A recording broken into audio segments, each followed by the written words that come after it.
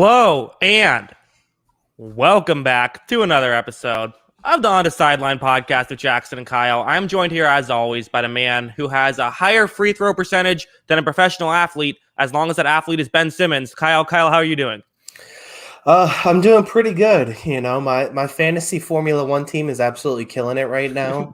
Good. And I'm still rolling strong. So doing good there. If we want to do a fantasy Formula One podcast, I'm all systems go.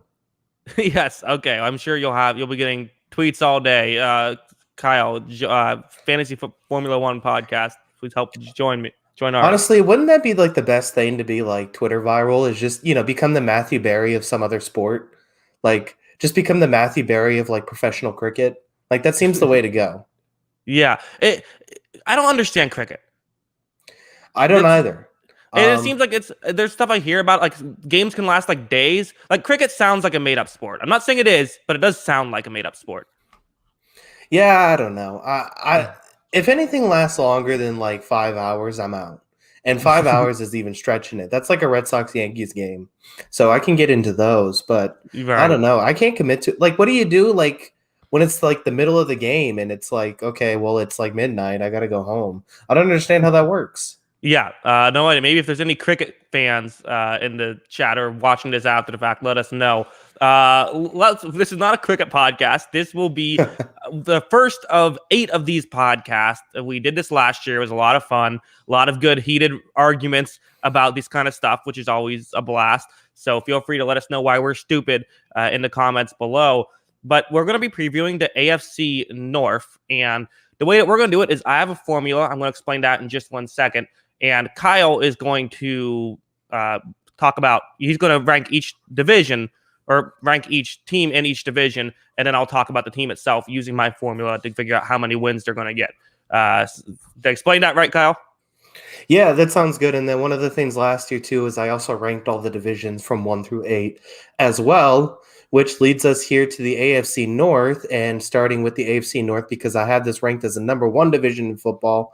This was the most competitive division last year. I think combined it had the most wins, 38 wins from last season, and 3 playoff teams. So we're going to get quickly into Jackson's ranking system and how he's doing this, and then we're going to get right into it. Yeah, so here's how this is going to work. I might upload this section as a standalone clip, just so if people want to watch/listen to episodes in the future and they're confused, I can just link them this instead of having to explain it every podcast. So if you're watching the clip after the fact, that's why. But to evaluate a team, we're going to go over each position group. The 8 position groups are quarterback, halfback, wide receiver / tight end. That's the same group. Offensive line, then have coverage, run defense, pass rush, and kicker. So those are the groups. And I have ranked each position group for every team into 5 tiers, 1 being the best, 5 being the worst. So tier 1 consists of the top 5 teams at that select position group. Tier 2 is 6 through 11. Tier 3, 12 through 21. Tier 4, 22 through 27. And tier 5 is 28 through 32. I have then assigned a win total based on how many points are typically added from having a position group in that tier. This is using data from the past 10 years. And if you want more information about how I came to that data, you can just watch a video I made where I got into more detail about it entitled "We're All Wrong About Positional Value in the NFL." It's on this channel. You can check that out. I've also calculated wins that are added from coaches. Coaches are worth anywhere from 8/10 of a win to negative 8/10 of a win. It's either positive or negative. You get 0.05 wins for every spot above average you are, and you lose that amount for every spot below average you are. So average is in between 16 and 17. So, for example, the 16th best coach gains 0.05 wins. The 17th best coach loses you 0.05 wins. The 18th best coach loses you 0.1 wins, and so on and so forth. I then add all the projected wins together, and that is my prediction for how many wins that team will have. Does all of that make sense? It makes sense enough for me. So I hope everybody else can figure it out. Right. And I think it'll be a little bit more clear once we get going. But I just want to have everything set so everyone knows how it works. And should we get into the ranking system?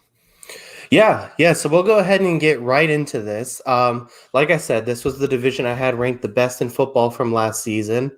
And unfortunately, there's three teams that were the playoff teams last year, and then there was that lowly fourth team. But there were steps forward in the right direction from last season, albeit very small steps. They looked little larger steps when Joe Burrow was healthy. The Cincinnati Bengals are still slotting in as the fourth team in this division. I think they're heading in the right direction. They had some weird offseason moves that we'll talk about, obviously, as we get into these position groups and break it down. And, the question for this season is, what's the next step for this franchise to get back to playoff football? And are people like Zach Taylor involved in that next step for this franchise? We're going to see a lot of those answers this season, I think. So Bengals slot in for me at number 4. This one felt like the obvious one of the AFC North. Jackson, go ahead and get into it. Yeah, I mean, and you kind of started off right there with Zach Taylor. That's probably the maybe the biggest concern heading into this team is Zach Taylor was ranked our 32nd coach. I'm using my head coaching rankings, so he was 32nd, which means that's a -8 wins right there. So that's tough.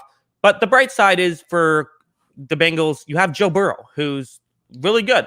He's going to go down as a tier 3 quarterback as of right now. That's where he got into rankings, but I wouldn't be shocked at all to see him move up. So that's maybe, some of the way the system works is it's not necessarily just where are you, but do you have potential to move up or move down? So he's tier 3. So you don't necessarily have the best coach, but maybe Zach Taylor can figure something out. Who knows? And you have what looks to be a great quarterback. Yeah. Would you be, when it comes to Joe Burrow, would you be, I don't know if shock's the right word, but could you see him in a tier 2 or tier 1 after this season? Well, tier 1 would be a big jump because, again, that's top 5 quarterback in the league. But I think tier 2 I could see. I think I really could. He has he looked awesome his rookie year, and you're kind of in the Ryan Tannehill-esque era there. I think it's possible. Yeah, I think it's possible. I thought he did a great job of, showing his accuracy and ball placement, was something he did, at a fantastic level his last season at LSU. I thought he worked really well with these skill position guys, even though he got, next to nothing out of AJ Green. And so I thought he did a pretty good job given the circumstances of this team he's on and what he's been dealing with. The question is going to become, can Cincinnati keep him healthy with this offensive line? Well, right. And, not just the offensive line, but obviously the system itself didn't exactly work perfectly with, a lot of empty backfields. He gets hit. And, in fairness, some of it is himself as well. He has to not do so many things where he's trying to juke out defensive linemen. Sometimes just throw the ball away or, go down so you're not getting hit in the awkward spot. Yeah, I agree. I think every quarterback that takes a lot of sacks has to deal with, has to fix something within themselves too. But it's something, there's only so much you can also do with the bad offensive line, where I don't think this Bengals offensive line's atrocious. It's definitely not near the bottom of the league, but I don't think it's a good offensive line either. I would say it's probably below average. Yeah, well, we'll just go right there then. So the offensive line is a tier 4 offensive line. I've graded it as their tackles. You have Jonah Williams, who I like, but again, I would like to see a little bit more out of him. He has had injury concerns. You have Riley Reif, who's kind of been a consistent, maybe average starter type guy. Who I think it's not a horrible pickup. Again, he's above average, he's above replacement level. And then for guards, you have a few guys that are interesting. So Jackson Carman is their 2nd round pick. You also have Xavier Su'a-Filo, Quentin Spain, and Michael Jordan. Amazing Michael Jordan coming out of retirement out of basketball and baseball to now try his offensive lineman career. So you have a 2nd round pick and guys who've kind of been replacement level since we've seen them there. So the guard is a bit of maybe the biggest question mark here. They also have Trey Hopkins at center. So it's a tier 4 offensive line. Yeah, that feels appropriate. Like I said, I don't think it's bottom tier, and that's kind of where you had them too. You had them just above that, below the average level. Riley Reif's going to be interesting because I feel like he's kind of well, we couldn't really find anybody. At least we got Riley Reif. He's kind of like that benchmark where you wouldn't mind an upgrade, but you're also, you're getting a guy who has some experience and has been through the trenches kind of a little bit. So that'll be an interesting pickup. And he actually had a decent year last year, and can he keep that up is the question. He's just not a high-tier tackle in my book. So I think he's going to be important for that. And like you said, this interior offensive line, I think, has to take a step forward. Yeah, and it always makes me laugh when a commentator accidentally calls him Riley Reid. Yeah, Mhm. that is true. Classic. Yeah. Yeah, we'll move on to the last wide receiver or last, I guess, two more offensive positions. First, we have wide receiver slash tight end. So this is the receiving group. You have Jamar Chase, who they just drafted, Tyler Boyd, T. Higgins. You also have Auden Tate, who I think could maybe be an okay three. And then for tight ends, Drew Sample, who's probably more of a blocking tight end, and then CJ Uzea, who's he's an all-around tight end, but he really we haven't seen much of him. Didn't even have 100 snaps last year. He's maybe a bit of a wild card. This is a tier 3 receiving core for me. Yeah, that feels appropriate. T. Higgins had a fantastic year last year as a rookie. I think he ended up, let me pull it up here, 908 yards and 6 touchdowns. I thought he was very good. Tyler Boyd, I think, is very good, and I think he can take a big leap forward this year. And he's just going to, be helped by kind of taking over that first spot with A.J. Green kind of out of the lineup. And then obviously it was the Chase pick, who I think we both criticized the pick, but we believe in the talent of the receiver. So I do want to separate that. Like, I didn't agree with taking him in that pick because I think there was more receivers in end of round 1, round 2, round 3 that could be just as good potentially. But I still believe in the talent that Chase can be awesome, and he has a chance to be awesome in this team. So I think I'm interested to see what he does this season. Yeah, I mean,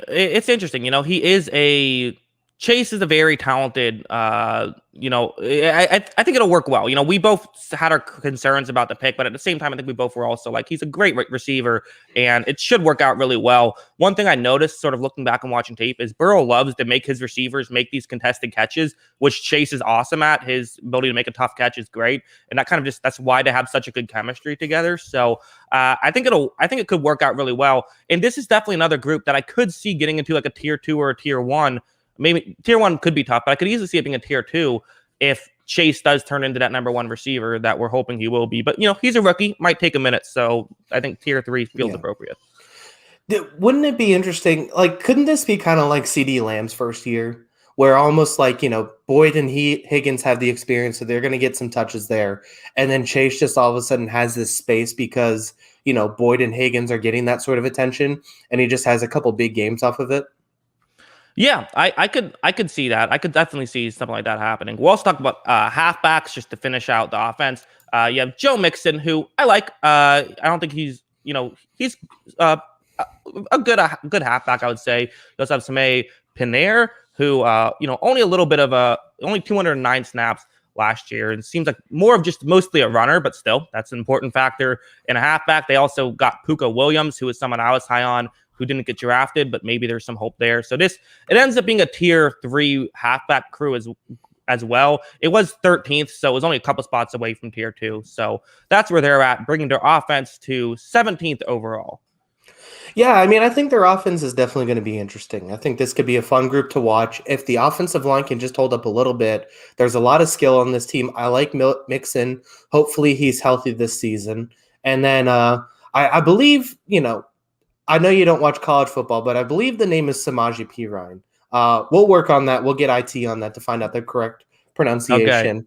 And then, your guy Puka Williams, I'm interested to see him on special teams. I know that's not really graded for offense, but I think that's kind of going to be his role this season, is to make some impact plays back there in the kicking game. We have a super chat. Kruger, has anyone said that I are a sexy beast? Well, certainly not with that grammar. I don't believe so. Yeah, that's true. Especially, you don't have your face in the picture, so we can't really judge if you're a sexy beast. So right, we'll see. Right. Yes, exactly. All right. Going on to the defense now. And again, it's a little bit different because some of these things kind of overlap, but that's the way I've done it with the grading system. So we'll start off with the coverage. Coverage is what the analytics say is the most important thing. You want to cover well. That's what matters. And, it makes sense as well. And their coverage is going to be a tier 3 coverage unit. They have Darius Phillips, Trey Waynes as their sort of 1 and 2 corners. And you also got Mike Hilton, these names are going to kill me. Chiode Awuzie, and Eli Apple, he's been a fine number 3 throughout the course of his career. Obviously hasn't lived up to the hype when he got drafted. For safeties, Jesse Bates, awesome, and Von Bell, who's very good. And on top of this, you have, for the linebacking crew, maybe we can get that into a second, but coverage unit, we'll stick with the secondary for now, 15th. Yeah, so the hope is obviously Trey Wayne stays healthy, because that was someone that they got as kind of like, this could be an impact guy for our secondary and make some plays for them. Missed the entire season. And then, we talked about Jesse Bates last week. It was surprising he was the number one ranked free safety, or number one ranked safety by Pro Football Focus. I think he's really talented. He can step up in the run and also defend the pass really well. He's, kind of the star of this group. And then, like you said, Von Bell's always kind of been solid. And this is a pretty good secondary group. I was surprised when I was looking at this how much I actually kind of like this group. The big thing is got to be, we saw what happened when Waynes got hurt, that it struggled a little bit at times. Waynes has to stay healthy and stay on the field. So if he's healthy this year, which he should be, then this is a pretty good group. Yeah, especially when you consider they got rid of William Jackson, and also K's Live, another super chat. I'm loving the sweet mullet. Again, appreciate it, K's Live, for that. I agree. So for their run defense, which is the next most important factor in here, you have DJ Reader, who's very good, was very good for the Texans. You also have Larry Ogunjobi, and then they have Mike Daniels, who I did not realize that they had Mike Daniels until right now, or until preparing for this, and then Tyler Shelvin, who they drafted in the 4th round, who I was pretty high on, also for their edge guys. And again, we'll talk about the edge a little bit more with pass rush, but they have Sam Hubbard, Trey Hendrickson, and Joseph Osai for their edge. So for the run defense, it's, I like DJ Reader. I'm not sure about everything else. I think Tyler Shelvin could be decent. They were, in terms of yards per carry last year, they were 2nd worst in the league. I am putting this as a bottom tier run defense for now. Yeah, I understood what they were doing with giving Reader the big contract, because it's kind of like, this is going to be the main guy in our group, and I can see him being that, and seeing him being that important piece for them. But like you said, I think somebody has to be able to show something to play alongside him, especially in this 4-3 system that they have. If they can show that they have one other guy that's kind of a run stuffing thing, I kind of like, some of the guys that they have around him, that it could be a pretty decent defense. But until somebody else shows on that other defensive tackle spot that they can hang with Reader, I think that this run defense is kind of beatable. Well, yeah, and especially with the linebacking core of it. You have Akeem Davis-Gaither, who was 4th rounder last year and played like it. You have Jermaine Pratt, who's not good in run defense, and then you have Logan Wilson, who's not good in run defense. So the linebacking core not being good in run defense, that's a key factor as well. And also for pass rush, I already mentioned the guys, but mostly Sam Hubbard and Trey Hendrickson. And honestly, the Trey Hendrickson deal, that's kind of like the exact contract I wouldn't want to give out if I'm a GM. Like, you're paying for not really that much of an impact. Their pass rush is tier 4, but in pass rush, tier 4 still doesn't get you anything. You need to be at least tier 3 to get wins according to the system. So it's not the worst in the league, but it's still. And then Joseph Asai in the 3rd round. We'll see how he pans out, but I wasn't too high on him either. So that's their pass rush. Yeah, that's the thing. I think Osai is an interesting player, and I think maybe he can make some impact, but at the same time, it's tough as a rookie. And then, like you said with Hendrickson, I think Henderson is a really nice number 2 or number 3 guy on your defensive line. They're paying him, and he's positioned right now to be the number 1 guy in the defensive line. He's going to attract the most attention of this group, and he's going to have to do the most work. Is he able to handle that sort of pressure that he didn't really have in New Orleans when he was playing next to 3 Pro Bowlers, basically? Yeah, and then finally for a kicker, they have a tier 5 kicker. Austin Siebert has yet to truly impress. He was a 5th rounder out of 2019. They did draft a kicker this year from Florida, Evan McPherson, but again, rookie kickers, haven't seen you, you're not going to be in a great spot. So as of right now, I'm giving this a tier 5. I mean, that's fair. I had McPherson as my number 2 prospect for kickers, but at the same time, you take that with a grain of salt. We'll see what happens as the comes into the league. Yeah, so their defense ended up as 25th in the league, so they get 5.29 wins for offense, 1.45 wins for defense. They lose 0.8 of a win for their head coach. Don't get any wins for the kicker. So their total is 5.94 wins this season. So just under a 6-win team, which is 25th in the NFL. And I do think that's right. They've made some strides. They've gotten better. But Their defense is still looking rough. I do like their coverage unit better, but it's still not like a top of the league coverage unit. And I think that they do a lot solid, but they don't really do a lot great right now outside of maybe the quarterback position and maybe the receiver position. So it's a work in progress still for the Bengals, in my opinion. Yeah, like I said, I think this is kind of building forward. They have to hit that next level and continue to stride and just be a little more competitive this year. Now the question is, they went from what, 2-14 to 4-11-1. Now with a season like oh crap, I'm bad at math. 6-11, is that what it is now? Yes. Yeah, 6-11. Is that enough to save Zach Taylor's job? Is that enough to please the front office and say the Bengals are moving in the right direction? It could be, but I still think that they have some holes that they need to clean up, particularly on the offensive and defensive line. And also, like you said, that linebacker group is just, it can be beat very easily by running the ball on this team. So we'll see what happens with the Bengals. I think they're heading in the right direction, but I still think that they're a beatable team. Yeah, I'm 100% on board with everything you just said. Let's move on, why don't we? Who do you have as finishing third in this division? This is where it gets interesting because the fourth is kind of obvious. You know, there's three good teams in the Bengals who are rebuilding. Who do you have as the finishing third in this division? All right. So this, yeah, like you said, 3 playoff teams left in this division. This is why this division's fun to look at and break down. The Pittsburgh Steelers are coming in at number 3 for me. I don't know if this is a hot take. I think that this is probably a mild take now at this point because everyone's so high on the Browns and the Ravens are the Ravens. Listen, there's not a whole lot you could say wrong about this roster as a whole. I think this is a really good defense still. I think this is still, some really talented wide receivers. They still got a top tier coach. I know you rate him a little higher than I do, but still a very good coach. There's just some glaring holes with this team that I'm not sure they got better at. And some of their strengths, including that edge rusher group that we're going to talk about, I think got a little bit worse. So the question is, can they hold up with this team, knowing that they got worse at a couple spots? And I know they added a new running back, but did they do enough with that offensive line and other positions to get good enough to fix those holes that were really bad? Because they look fantastic starting 9-0. They looked like a real, a Super Bowl contender. After that, they did not look like a Super Bowl contender. So which Pittsburgh Steelers are we getting? I'm going to lean that is probably somewhere in the middle of those two teams. And I still think that's the third best team in this division just because it's so competitive. So I'm going with the Steelers third.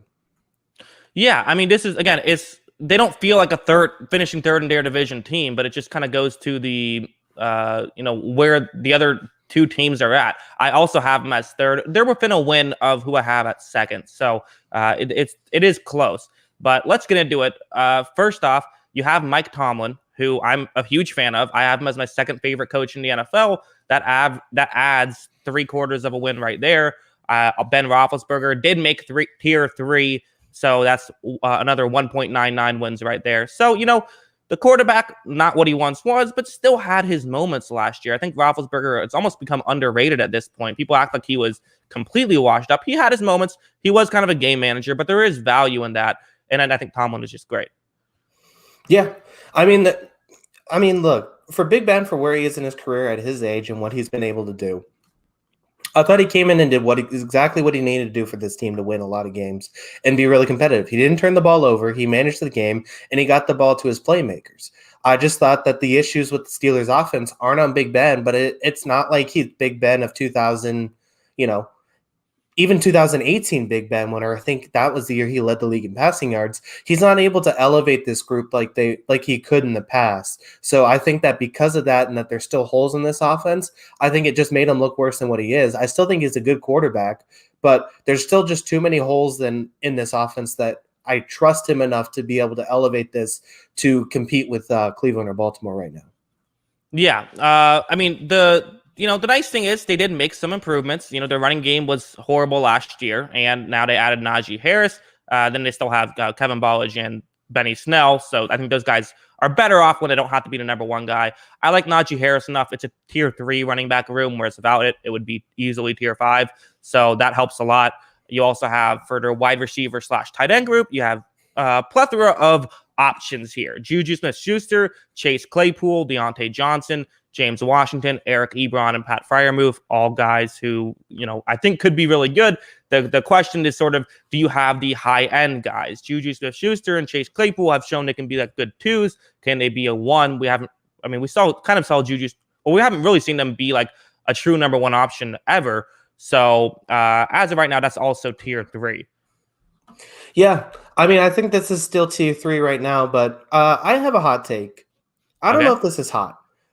So I think by the end of next season, along with, we talk about that tier 1 of wide receiver duos with Godwin and Evans, Jones and Brown, that group. And, some people put them in tier 1, but I think they're more tier 2 with Lockett and Metcalf.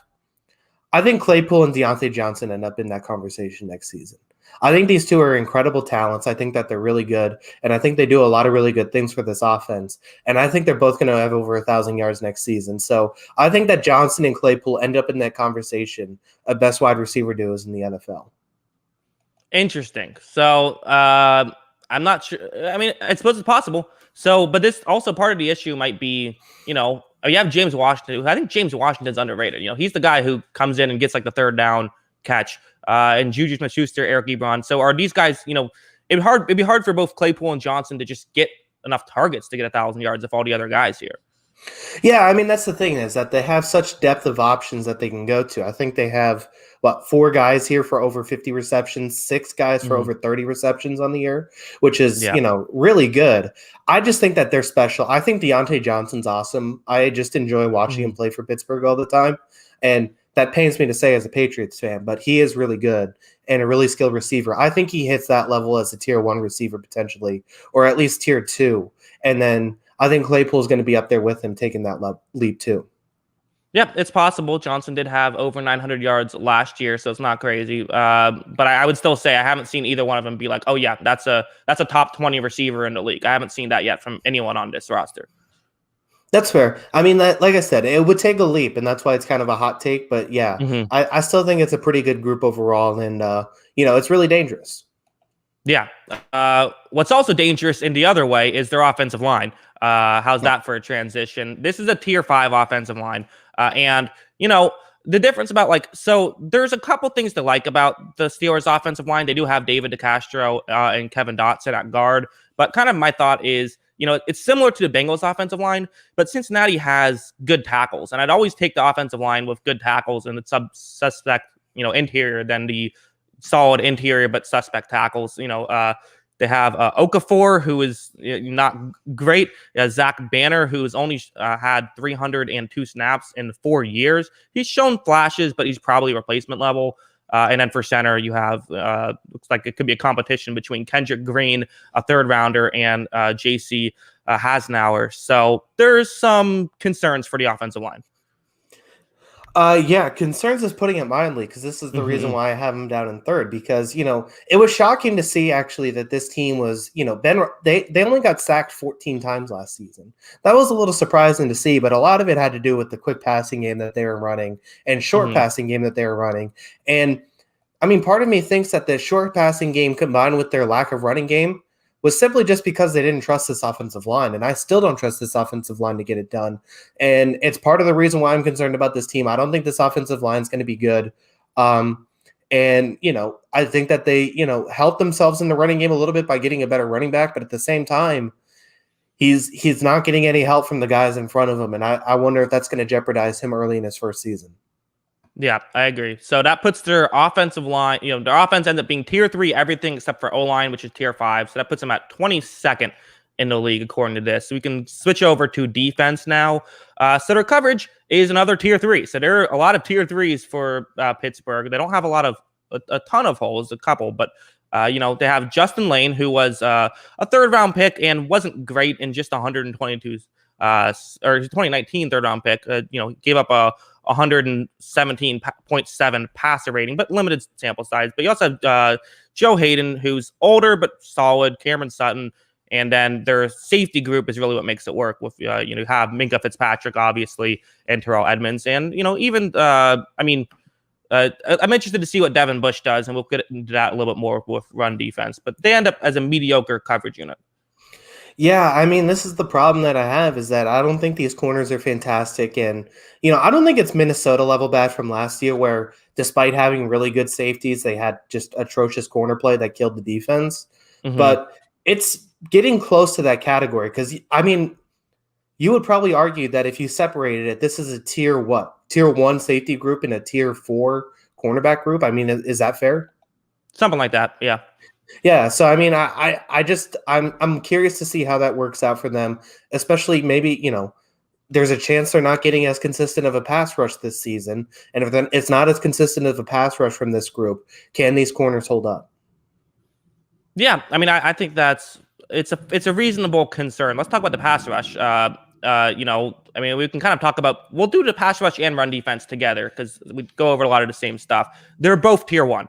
This is Yeah. it's still a great front seven and front five with their, I mean, your stuff is on the interior, Stephon Tuitt, Tyson Alawu, and Cameron Hayward. You also have TJ Watt and Alex Highsmith, who did look good in a limited role last year. I made a video, shorter breakdown talking about his game. The linebacking core is the one maybe slight question mark. Vince Williams, though, is good in run defense. And Devin Bush, who I thought was okay all around. I'm still looking and didn't play much last year. So we're still sort of waiting for him to break out a little bit. He was obviously the first round pick from a couple of years ago, but really good stuff here. So again, this isn't as important to me, the pass rush and run defense. I care more about coverage. So there's not as much wins here. So they end up with the sixth best defense and the 22nd best offense. Yeah, and then the question is just going to become, there was debates going on is the contract worth it for Bud Dupree? Is he worth paying or, is it kind of an overpay because he was playing next to TJ Watt and so many skilled guys? I mean, I sort of like Bud Dupree and, as much promise as Alex Highsmith had, I'm not sure if he's going to be able to have the same sort of production and same sort of just same sort of level as Bud Dupree. I mean, I don't know. Do you think that's fair? I mean, well, I mean, yeah, I would say that Bud Dupree, I would probably rather have him than Alex Highsmith, but I would still say that it's probably the correct move to let him walk, just given the fact that edge rushers are, I think, overrated. So I would probably say that it makes sense to do that, but at the same time, yeah, I mean, it's going to be a bit of a drop off for sure. Yeah. So, and that's my thing, if this drops off slightly, how does that hold up in the secondary? How does that how does that affect the rest of the defense? Because I think they rely on the constant pressure from those edge rush guys. Yeah, maybe. I mean, it's possible. Also, just to round it out, we have Chris Boswell. He's a tier one kicker. That's another 0.67 wins. So you add it all up together. This now means that they are the 14th best team in the league with 9.61 wins. So you round that up. That's a 10-win team. Again, this is 17-game schedule, so 10-7, which would put them at this. It would put them as in the playoffs for Pittsburgh as the 6th seed. Yeah, and as we're separating these three teams, I mean, I think all of us are kind of projecting all three of them to make the playoffs again. So just because once again we're saying that Pittsburgh is the third best team in this division, third best team in this division might be the fifth best team in the AFC. So, I think that they're going to be just fine overall, but I just have a few more concerns compared to them over Baltimore and Cleveland, which is why I have them at third. Yeah. We also have someone in the chat saying they have the Steelers at 2-15. That is not going to go over well with the rest of the Steelers fans in the chat. Yeah, you can go ahead and bet that. We'll see what happens. Exactly. So it should be interesting though. And again, the worst thing, they're the kind of team where the worst thing they have going for them is just playing in the AFC North. Like that's the biggest. All the concerns you want to say, that's their biggest concern. Yeah. No, I agree. I think that's the biggest thing. And like I said, I still think they're going to be fine. I think all three of these teams are playoff teams for me right now still. All right. 2 teams left. The team that plays in Cleveland and the team that used to play in Cleveland. Who is going to finish second in the division? All right. I've been going back and forth on this one. I haven't felt comfortable about either side separating them from the other. But I'm just going to go ahead and do it. I'm picking the Baltimore Ravens to finish second in this division. Okay. I think that right now, if I compare them in Cleveland, now it's tough because I think it's hugely important, the two advantages they have. But I think right now you argue that they have an advantage over Cleveland at quarterback and head coach. But I think that Cleveland is equally good, if not better, at almost every other position in football right now. And I think it's pretty close overall. So I think if it's pretty close, I think Cleveland's a slightly better team overall and better roster. So I'm going with the Ravens at number 2. Yeah, no, I mean, this is also what I had. So I have the Ravens, and we'll get into it right now. So we end up with the exact same prediction for this one. So the best thing going for the Ravens is John Harbaugh and Lamar Jackson. Lamar Jackson is a tier 1 quarterback. I have him. Some people would have him as not a top 5 quarterback. It's really either him or Allen that gets that other tier 1 spot. I gave it to Jackson. Some people would have Allen. So if you think it's Allen, then take a win off the total. But with Harbaugh, Harbaugh is the 4th best coach in the league. So that's giving them over 4.5 wins right there just from those 2 spots. And one more guy I want to bring up as well is Don Martindale, the defensive coordinator who's been there for the past few years, done an incredible job. He should get more credit. So great stuff at the most important parts of, or, some of the most important parts of football.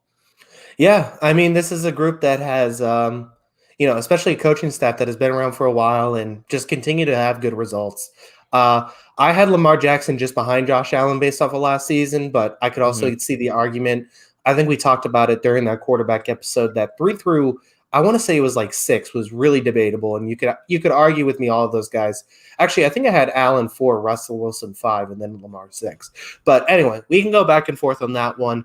I'm not arguing that he's not a tier 1 quarterback. There would be trolls out there that say he's a tier 5 quarterback, but a tier 1 wide receiver. I'm not going to make the joke, but they are out there. He's obviously super talented. We've seen it time and time again. He's an electric quarterback, and so I mean, I completely agree with this grading with these 2 guys. Yeah, and I think that, one thing I love about the chat's doing right now is arguing over whether he's overrated or underrated. No one says he's properly rated. I don't know what the proper rating would be. What would be the number that people would say that everyone would be like, yeah, that feels about right? Clearly, I think 1 is too low and 32 is too high for some people. Well, for Lamar fans, saying he's like the 7th best quarterback would mean he's like 32nd. And for Lamar haters, saying he's the best or saying he's like the 5th best quarterback is actually saying he's the best quarterback in the NFL. So there's no winning.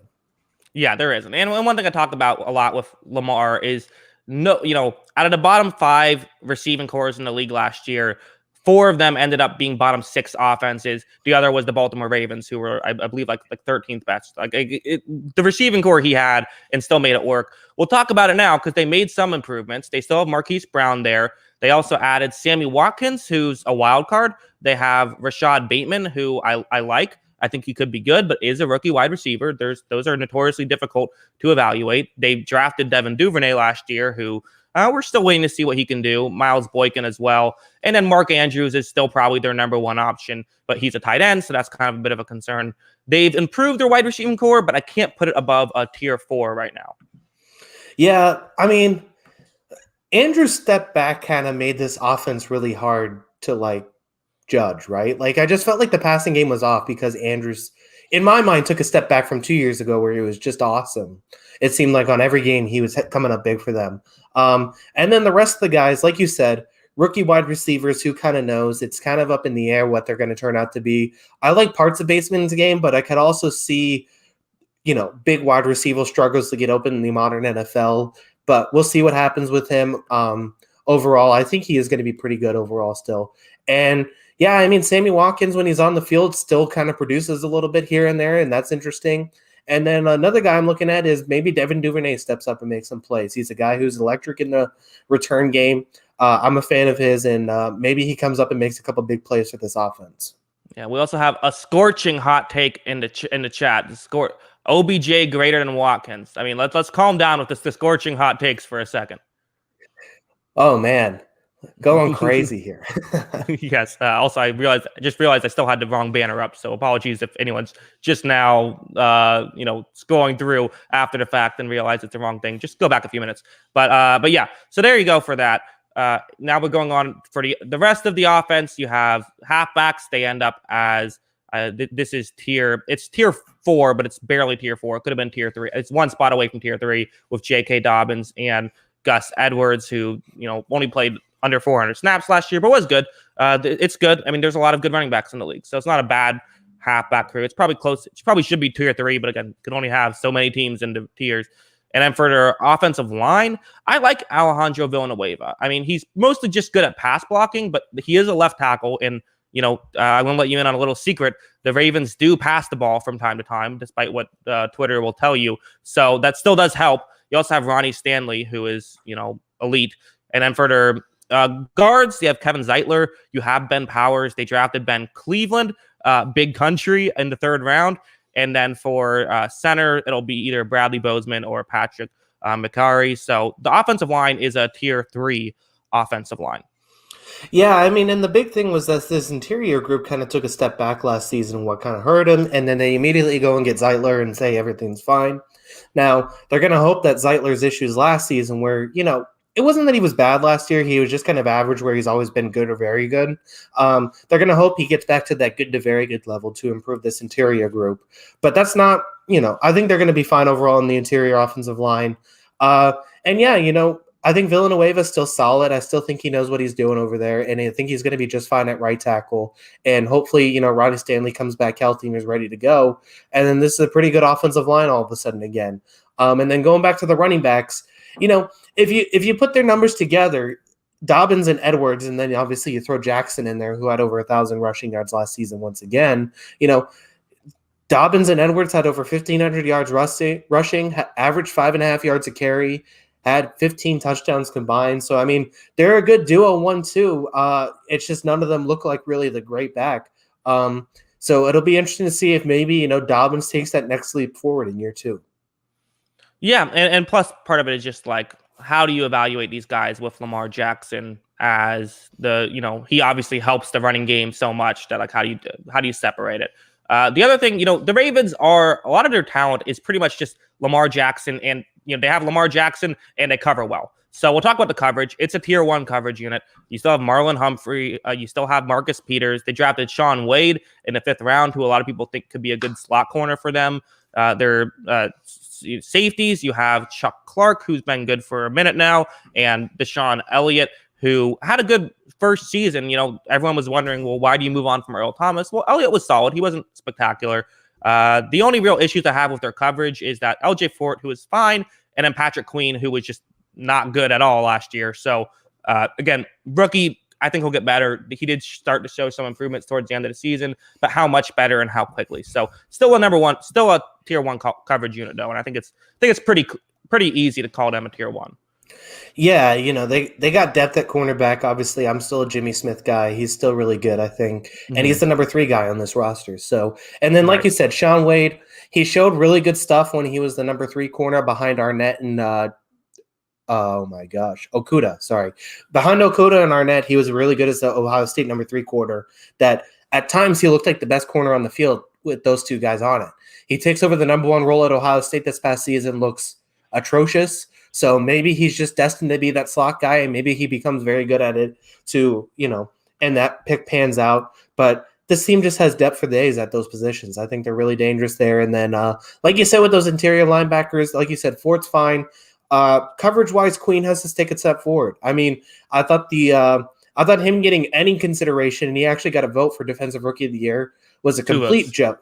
2 votes. Yeah, 2 votes. Mm-hmm. It's even worse. So 2 people actually thought he was good at football. I really didn't see it last year. I thought he was fine in the run. But, I mean, look, it's 2021. It's modern football. You can't be bad in coverage and play on the football field for 3 downs. And he's just not going to be able to get away with that with this Ravens team for too long. He's got to get better in coverage. So we'll see if he can take that step forward. Yeah, I agree. And then for their run defense and pass rush, so run defense is tier 5, pass rush is tier 4. Neither one of these are spectacular here. You have Derek Wolfe, Brandon Williams, Calais Campbell. Their interior defensive line is probably the best part about this front 7. It's pretty good. But then you have, Tyus Bowser, Fernell McPhee, and Jalen Ferguson sort of as the edge guys, where no one's really the kind of guy and again, a lot of what they do is they scheme up pressure. This is how I like building a defense, but still, it's not the most talented at that. And then, like we talked about, Patrick Queen, and then, LJ Fort, good run defender, but as a whole, there's not a ton of talent here. They were 26th against the run last year. So a lot of what they do is they cover well and then they scheme things up. So, they shut down Derrick Henry, but they did it largely through scheme. And that's what they're going to have to rely on again this year, which I do believe they can do, which is why their, coaching gets so much points there. Yeah. I mean, they also have Odefe Owe, who I would have liked the draft pick a lot. I would have liked the draft pick a lot more if they still had Yannick Ngakoue and Matthew Judon. But that's the big thing for me is I just felt like that they lost too many guys at this group. And I think that's going to be a problem because I like Bowser, but at the same time, he's stepping in a number one role. And I like Pernell McPhee as like that rotational guy for some, bring some energy off as a rotation. He's stepping into that number two role. I don't know if I trust those two guys as the top two options as those edge rushing groups. So overall, I have some questions about these groups, and it's going to be interesting to see. Like you said, a lot of it is scheme-based for Baltimore, and that's how they fix a lot of these things. But can they get these guys to maximize their potential? Right. And then finally, kicker Justin Tucker, tier 1, easy. So that puts them at the 13th best defense, 12th best offense, and then, great kicker, great coach. This puts them at 11th overall with 10.32 wins. Would be good for another wild card spot. They would get the 5th seed. So the best wild card team in the AFC according to this projection. Yeah, and I feel like that's appropriate because I feel like that. I think roster-wise, they're a step below, but it's going to be the big thing. Can they outcoach their way to, manufacture a couple more wins out of that team? Yeah. All right. So, unless you have any final thoughts about the Ravens, why don't you explain why the Browns are your pick to win the AFC North for when's the last time they've won a division? Probably before either of us were born, honestly. Yeah, I'll look that up while you go ahead and talk about why do you think they're going to win it? All right. So, I mean, this is the team that, I was very high on last season, and I said that they're going to make the playoffs. I like this team a lot, and I like this roster. They proved me right. They had, the coach of the year in Kevin Stefanski. They have, for my money, the best offensive line in football. And listen, if you just go down this roster and rank this roster, there's elite tier after. I think you're going to hear a lot of tier ones in this group between just the offensive side of the ball, how they developed this defense. And I think they've just done everything right. They've drafted really well. They've also, capitalized on drafting really well by using their free agent money really well. And every year it just seems like that, 2 years ago, it was the offensive line was an issue. They immediately addressed it and got the best offensive line in football last season. This past year, the secondary was the issue. They immediately addressed it, and now they might have a tier 1 secondary in my book, or at least tier 2. So it's just continually looking at this roster. This front office might be the best in the league right now for looking at the roster, ways to improve this team, and then capitalizing on it. I think they're doing a great job with this team, and I think they're the best team in the division right now. Yes. So I looked this up. The last time the Browns won a division was in 1989. That was, I believe, the year that their current GM, Andrew Berry, was born. He's only 32 years old, so maybe he was born in 88. But he's the guy who I think we have to start with this. I know that doesn't really count towards the grading scale, but he's done an incredible job. Just everything. He's, maybe the best current. I mean, you could make the argument that he's done the best work these past couple years in acquiring talent. We've seen teams acquire talent and have it not work out in the past, but I really like him a lot. And we'll start off with, head coach Kevin Stefanski. He was 15th place for me, so still adds a 10th of a win there. I know some people would have him higher, but that's where I have him. And Baker Mayfield, who is a tier 3 quarterback right now. So right out the bat, it's not crazy right here in terms of how good it is. You're gonna see why they are able to acquire wins later on. But for now, tier 3 quarterback and mediocre head coach, a little bit above mediocre. Yeah, I mean, this is the argument for why Baltimore would jump them is because these are, I would say coaching staff and quarterback are still two of the most important categories as far as just league goes in terms of, adding wins to your team, especially quarterback. And Ravens are better at those two right now. Now, Stefanski definitely proved himself in year 1. The way we talked about it during our coaches rankings, we're a little more, we're a little more tepid on moving a lot of first-year or second-year head coaches up higher in the coaching rankings. He was fantastic in year 1. Let's see how, now that teams are seeing what kind of he's doing, how can they adjust to his scheme and adjust to what the Browns did last season? And then at the same time, Baker Mayfield. How can teams adjust to what he did in the second half of the season last year where, He might have played like a tier 2 or maybe even a tier 1 quarterback at the end of the year last year, but he's got to do it for a full season. If he can put it to a full season, I'm a huge Baker Mayfield guy. He's just got to be able to show he can do it for the whole season, and then everybody's got to be about it, and you got to give him the respect he deserves. Yeah, because that's the interesting thing about them is, for one thing, you could be the hater argument of, well, that was the first time they had seen the Stefanski scheme with Baker Mayfield in it. Is there going to be an answer? And there probably will be something. But the flip side is, well, what if Stefanski builds off of it? And what if Baker Mayfield takes the next step up? They could be even better next year. So it could go both ways. Yeah, no, I mean, I definitely think that's true, because now everyone, it's a reactionary league. As soon as you see something's going to counter. We've now seen the Stefanski offense kind of dominate between Minnesota and Cleveland for 2 years now. Our defense is finding a way to counter this offense and counter this team. And how can he adjust that on the fly as well? Yeah, and now talking about some of the stuff that they're great at, you got halfbacks, Nick Chubb, Kareem Hunt, and even Dearness Johnson, who had only 37 attempts but had over 5 yards per carry. This is a tier 1 running back room, and their offensive line is not just tier 1, it's number 1 in my rankings. Jack Conklin, Jedrick Wills, Joel, I always screw up the name, Batono, something like that, Wyatt Teller, and J.C. Treader. I mean, that's their worst offensive lineman is Jedrick Wills, who had a really good rookie season last year, or at least a pretty good rookie season last year. So just an insanely good offensive line, easy tier 1 in both those groups. And again, a tier 1 halfback room, that helps a lot. Tier 2 barely helps you, but tier 1 helps a lot. It's like having that top end can really, you force teams to basically have to play a certain way, which is huge.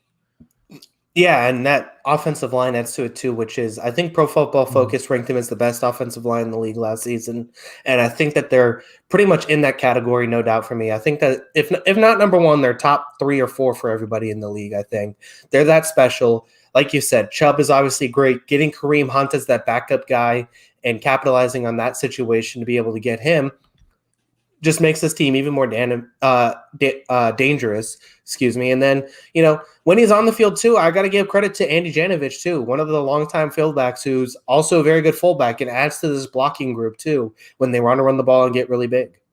Yeah, there you go. Good. I did not include fullbacks in this ranking, so good on you for giving them some love here.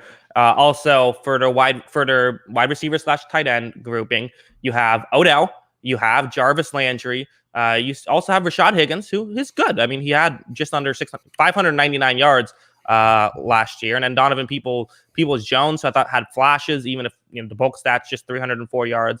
Not to mention Anthony Schwartz, really fast third rounder. So they have speed there. And of course, for the tight ends, Austin Hooper and Harrison Bryant, both guys who can receive well.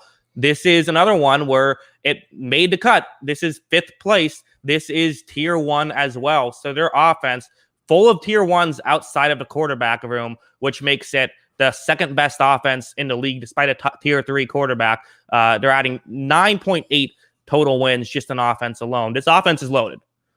Yeah. I mean, there's a long debate about, does Odell Beckham help this team win? I think it's ridiculous. Just go watch that Dallas game and say, this guy helps the team win.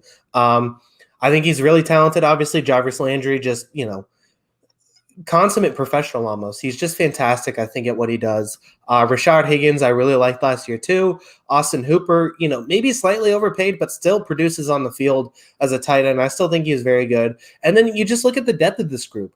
I like some of the stuff Donovan Peoples-Jones did last year. I like Harrison Bryant as a draft pick moving up into his 2nd season. I still like David Njoku as a patch catching tight end. You just look at the depth of this group going 2nd string, 3rd string. There's so many guys on this roster. You're just like, oh, that guy's pretty good. I like him. So I like this group overall, and I like this offense. Yeah. Also, I gotta call out the chat for a second. Let's try to, not just result in name calling and things like that. Let's try to, it's fine if you want to argue, if you want to debate, that's all fine. Let's try to, add something to the chat. Don't just, be insulting things left and right. Let's try to be a little bit better. That's all. Yeah. But anyways, right. I agree. We can talk about the defense now. You touched on the coverage unit for a bit. This is interesting. I love when a team can turn a negative into a strength, and it makes sense. You put your resources in what you're bad at, because you can not just go from good to great. You can go from bad to great. That helps you so much more. Because they have Denzel Ward, who has been awesome. They also added Troy Hill. They added John Johnson. They already had Grant Delpit, a second-round pick, and Rodney Harrison from Jacksonville, which I still don't understand that draft. That I remember Jaguars fans saying right when that happened, I'm like, why did you do this? And like, oh no, it makes sense. It made no sense. Not to mention finishing up the corners, great Greedy Williams, who didn't play in 2020, but did have a somewhat promising rookie season. Looking forward to seeing more from him. They also drafted Greg Newsome. So they, these are some question marks maybe, but they have a ton of depth. So they don't need to hit on all of them. And on top of this, you have, they drafted Jeremiah Owusu-Koramoah.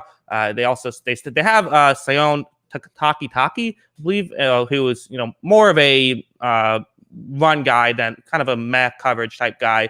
But you still have, Malcolm Smith, Anthony Walker, Mac Wilson. So they're all guys who I would say are above replacement level. There's a ton of depth and still high-end talent. This is a tier 1 coverage unit, Kyle. Yeah. I mean, look, the Troy Hill signing was very interesting to me because, this really just felt like they were kind of going for it. Because, Troy Hill was a guy who was kind of a number 3 who's stepping into a number 2 playing next to Ramsey and Williams last year. And now he's stepping into a situation that's almost just as good, playing next to Ward. And Troy Hill's going to be good, but he's still going to be a challenge because guess what? There's a lot of people who like Greg Newsome in the draft. There was a lot of people in Cleveland who still like Greedy Williams.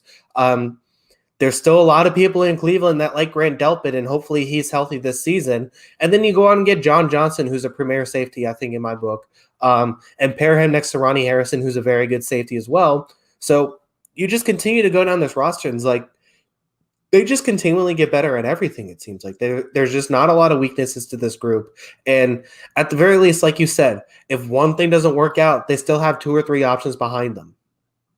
Yeah, exactly. Also, we have, I know this is very end, but can you do a Darnell Mooney film study sometime? Maybe. I appreciate the super chat. I'll consider it. Yeah, but yeah, I mean, I agree. And there's, again, it's just, they don't all have to hit. That's one of the things. I'm always concerned about a team that, like, they have these, like, new players. Like, how well is it going to work? They don't all have to work. And if we want to talk about the rest of their defense, you have, for the run defense is going to be tier 3, and their pass rush is going to be tier 2. So you have Myles Garrett and Jadeveon Clowney. So Clowney has, he's more of a run stopper and more of a disruptor. But hey, if you can disrupt things with Myles Garrett on the other side, that would be awesome. That could really help out a lot. There is, again, Clowney has his issues, we know, but he's solid as well. Their interior defensive line is maybe the biggest weakness of this team in general, with Jordan Elliott, Malik Jackson, and Andrew Billings, who was a 4th rounder. But even that's not horrific. And then the linebackers I just mentioned, they have a bunch of linebackers who can do, if you need them to do a certain thing, you can put in the right personnel to make that happen. So with a tier 3 run defense and a tier 2 pass rush, that puts their defense overall at 3rd overall. So this is looking good so far for the Browns. Yeah, I mean, honestly, this is an impressive group. Also with that pass rush group, McKinley's a nice rotational piece, and just going off of what he did in college, Owusu-Koramoah is going to get some opportunities to blitz here because that was something he was actually, despite his size, it was something he's very good at. I don't know if it's going to translate to the NFL because he's a little small, but I still think it's something he's very good at, just as a prospect and something he could translate to. And yeah, I mean, if they get anything out of Jadeveon Clowney next to Myles Garrett, then this could be a tier 1 group pretty quickly because Myles Garrett's that special. He's a defensive player of the year candidate pretty much automatically because he's that good. Clowney, we've continued to say he's shown flashes of brilliance, but also, has had moments where it's looked like he's kind of out of sorts at times. And then, like you said, with the pass rush group or run defense group, I think it's solid, but at the same time, it's just got to hold up enough to get play to this Browns team's strengths, right, on defense. Like, it's just got to hold up enough to make them force them to throw the ball into this coverage and drop back into deep drop situations for this pass rush group. If they can hold up enough, then this is, that's a success for the Browns. Yeah, it's looking, and again, it should be very exciting. Also, to round out the last group, kickers, Cody Parkey, he's tier 3 kicker, whatever. So that's where they're at. Should I just reveal now how many wins I have them as? Yeah, go ahead and reveal. Yes. So this was shocking when I really went down and checked this out. 14.31 wins for the Cleveland Browns. That's first in the NFL. So this is a team that, and you know, I don't hate it. Like, I think that there's a lot of logic here. And what's crazy about it is they're doing this without a ton of points from their head coach and without a ton of points from their quarterback. I mean, if Mayfield takes the next step and goes to tier 2 or tier 1, this team could, this is easily a Super Bowl contender and potentially a Super Bowl champion. Yeah, I mean, honestly, I think it's in the conversation. I think it's in the conversation for best team in the AFC. I mean, let's put it this way. If this roster was on, I'm trying to think of an example here. If this roster was on the Indianapolis Colts. Sure. I mean, the Colts are a good team, but if this roster is on the Indianapolis Colts, are people saying this is the next best team behind Kansas City? Probably. I mean, granted, I think a lot of people are saying that just in general right now.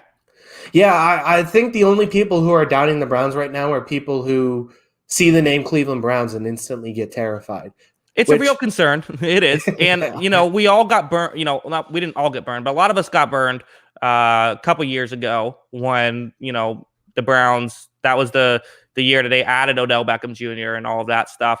But I do have to say, there's two things I've noticed. One thing is that when a team goes from like 4 wins to 8 wins, everyone assumes they're going to win 12 wins the next year. And also, when there's a team that hasn't like gone to like a conference championship, no one will say that they're Super Bowl contenders just yet, even if they have the talent to do so.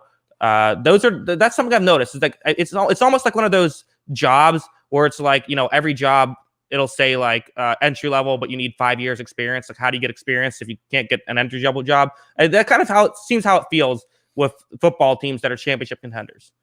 Yeah, you got to basically prove yourself first. So I guess the one thing about the Browns is it's not the easiest schedule. There are some landmines throughout it, and part of that is also playing the AFC North, where they have to play the Ravens and the Steelers. They actually play the Ravens twice in 3 weeks with the bye week between. So that'll be an interesting stretch. Plus, open the season at Kansas City, which will be a really tough game, obviously, to start. So there are some landmines in it, which could stumble them. But overall, this roster, like even when I say that, after the Kansas City game, home against Houston, they're favored. Home against Chicago, they're favored. At Minnesota, they're favored.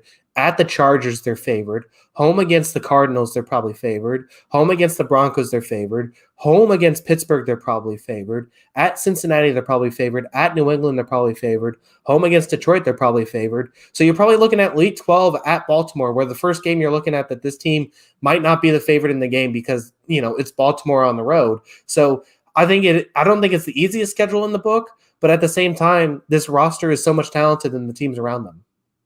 Yeah, I couldn't agree more. And I still don't know if I'm willing to say.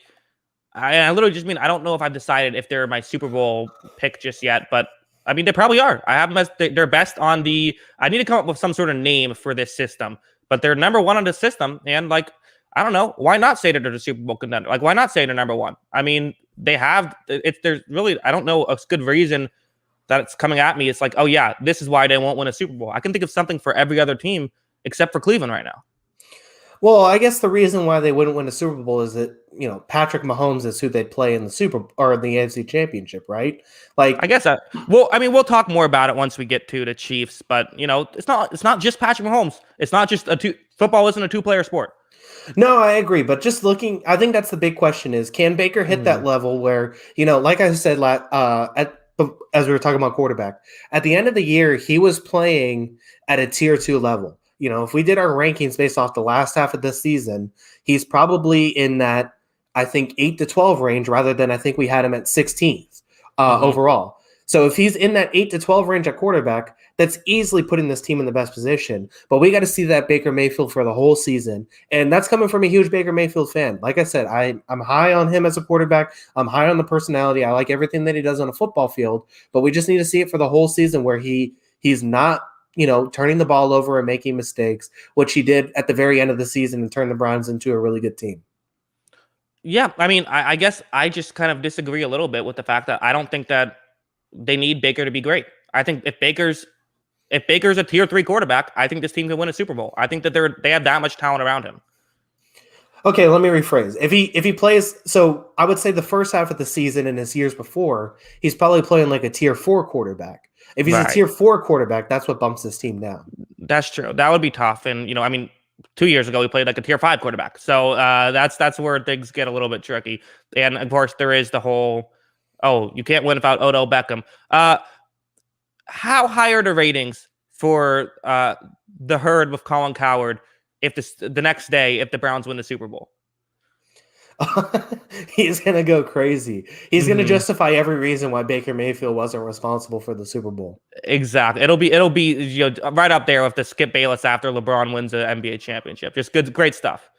Oh man, I mean, if he and Carson Wentz wins the Super Bowl, it's probably over for the Cowherd Show, isn't it? I'm sorry, what was that? If Baker or Carson win a Super Bowl, it's probably over for the herd, isn't it? No, that'll be that's exactly what he wants. He'd love it. Let me tell you why they shouldn't get a Super Bowl ring. Yeah, exactly. They'll pop champagne and he'll talk about a winner doesn't pop champagne. A winner simply lets someone else pop it and they just take the glass. Yeah. Also, I realized I did not put the banner up for this. I'm gonna make sure I put timestamps on the show so people afterwards don't get confused. So that's my bad. But yeah, all right, Kyle. Good first episode of this. It was fun. Yeah, starting with this division, I felt good because I think, like I said, this is the best division in football. It's really competitive, and three teams that it's really splitting hairs when we're judging them. But I think all three of them are playoff teams, so I think they're all going to be very good. All three of the teams in this division will be playoff teams. Yes. Or 3 of the 4 teams, the top 3 teams will be playoff teams. You know what I meant. the 3 teams people care about. All right, just throw a jab in there. You continue to throw strays at the Bengals. What did they do to you? I mean, I think that they've done plenty for me. I've had to watch their games over the years. That's fair. I mean, you didn't love the Andy Dalton era? The Andy Dalton era was fun. And you know what? They've had some great playoff losses. No, I mean, I don't know. The John Kitna era? No? Not quite. No, it's, I love Joe Burrow. Joe Burrow's great. Yeah, I mean, like I said, I think the Bengals offense can be pretty fun next season. Yeah, but I wouldn't be shocked. I wouldn't be shocked if they can make a top 10 offense. I was just sort of more making. I'm teasing the Cincinnati Bengals. It would be great if the Bengals could be good. Yeah, I mean, it'd be really good if there's 4 really good teams in this division. I just don't think it happens next year. Yeah, I'm 100% with you. I think they're a year away. I think we said that last year too. Also, one thing I have to say about Bengals fans, though, a lot of times when a team is bad for a while, like Lions fans have kind of gone to like we almost like root against our team. They want their team to be good, but they love to make fun of their team. Bengals fans aren't there yet. They're still like, and I guess, it was only 6 years ago that they were making the playoffs every year. So I kind of get it, but they're still like, oh no, this is our year, which reminds me of Buccaneers fans. We're delusional also. And yet it worked out one year. So maybe it'll work out for Cincinnati. Yeah, maybe. I don't see it happening, but we've been shocked before. Yes. All right. Well, I think that's our show. Kyle, let them know where they can find us on Twitter. Yeah, make sure to follow him at Jackson Kruger. Make sure to follow me at by Kyle Gronin. That's GRONDIN at by Kyle Gronin on Twitter. And then make sure to follow the account page for any show updates at On the Sideline JK. That's at On the Sideline JK on Twitter. Yes, and also if you are watching this on YouTube, we have the audio only file anywhere you get your podcast. If you've discovered us on there, you can subscribe to the YouTube channel Jackson Kruger Sports Productions at youtube.com, something like that. At YouTube, I'm not sure if that's how you say it, but yeah. So that's our show. We will be back next week at probably 5. Again, that's why you got to go onto the Twitter updates page. That'll let you know. And yeah, I guess that's it. All right. Perfect. Okay. All right. Everyone, thanks for watching. We appreciate it. And until next time, have a good one. Peace.